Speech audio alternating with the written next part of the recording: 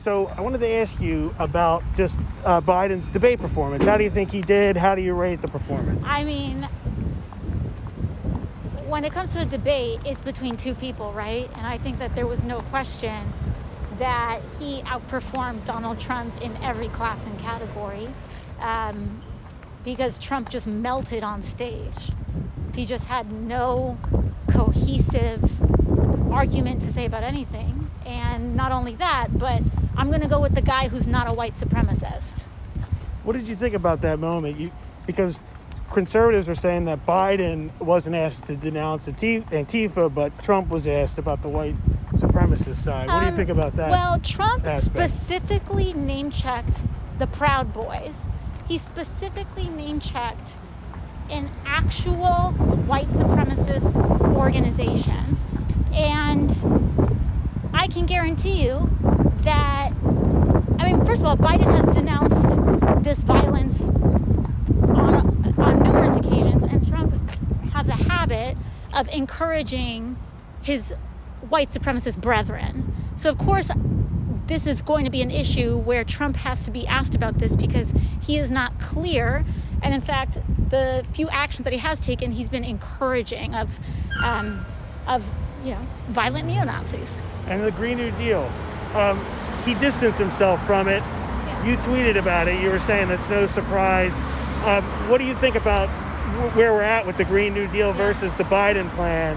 Yeah. Where do you want him to go? You want him to go further on which parts of the Green New Deal? Yeah, I think, as I mentioned, I'm proud to have been part of the Climate Unity Task Force, and I think that we really, really made a lot of improvements to the initial plan put out by Biden's team, and so I'm looking forward to it. The whole point is that we have to shift our thinking from thinking this is a 50-year solution problem to this now needing to be an immediate commitment problem.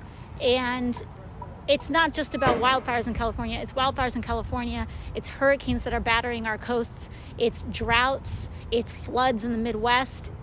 The climate crisis is here, and it is taken people's entire livelihoods away. And we can't be making promises to those people for what we're going to do 50 years from now. We need to start making commitments today. Do you want him to end fossil fuels earlier? He said he would, but he hasn't really laid out exact time frame. Well, again, we've worked with his team to set out a timeline. Of course, mine are always going to be very aggressive, but I'm very encouraged about the fact that we've worked with his team, put down 2035 as a marker, because before then 2050 was the marker, and that's way too late. It's a death sentence for so many people. And so I'm very encouraged. I came in at 2030.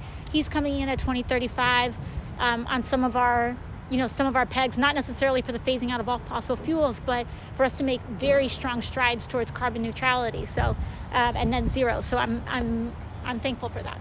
And last one, do you want him to debate again? Second debate?